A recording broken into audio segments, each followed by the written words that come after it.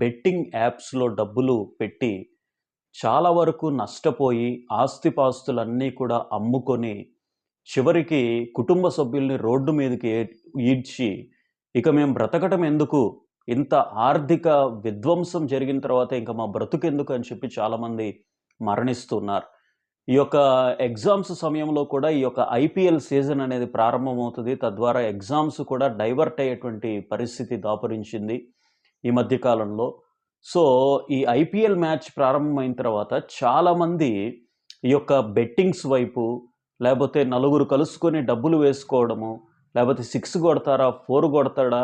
లేపోతే ఈ బాల్‌కి ఎంత పరుగొస్తుందని చెప్పి బెట్టింగ్స్ వేయడం అనేది చాలా ఆనవాయితీగా మారిపోయింది. చాలా అన్ని చోట్ల కూడా జరుగుతున్నటువంటి ప్రక్రియగా మారిపోయింది.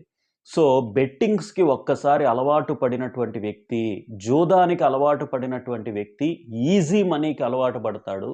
తద్వారా ఉచ్చులో కూరుకొని పోతాడు. ఆ యొక్క ఉచ్చులో నుంచి బయటికి రావడం అనేది అసాధ్యం.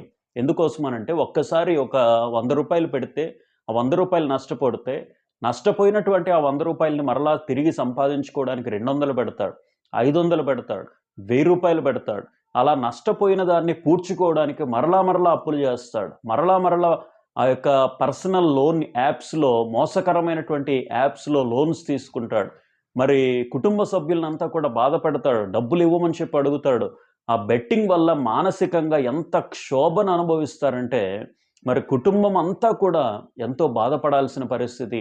మరి స్టార్టింగ్‌లో అయితే కొద్ది డబ్బులతోనే ప్రారంభిస్తాడు. రాను అవి వేలు, లక్షలు రూపాయలు నష్టమైపోయి ఆస్తిపాస్తులు కూడా అమ్ముకునే పరిస్థితొచ్చి, ఇక జీవితం అంధకారమయమైపోయినప్పుడు మరణించాలి అని చెప్పి ఆలోచన చేస్తాడు. మరి ఈ బెట్టింగ్ యాప్స్ అనేవి ఖచ్చితంగా మనిషిని సర్వనాశనం చేస్తున్నాయి. మనిషిని జీవితాన్ని పతనం చేస్తున్నాయి. మనిషి జీవితాన్ని మరి నాశనం అంచుకు తీసుకొని వెళ్తున్నాయి. కాబట్టి ఏ ఒక్కరు కూడా బెట్టింగ్స్ యాప్స్‌ని ప్రమోట్ చేయొద్దు.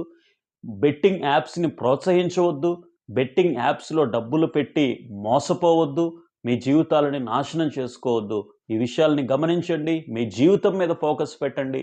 ఎలా ఎదగాలో, ఎలా విజయం సాధించాలో మీరు ఫోకస్ పెట్టండి. ఖచ్చితంగా జీవితంలో అత్యున్నతమైనటువంటి స్థితికి మీరు చేరుకుంటారు. ఈ విషయాన్ని ఖచ్చితంగా గుర్తించి మెలకువగా ఉండమని తెలియజేస్తా ఉన్నాను. Thank you.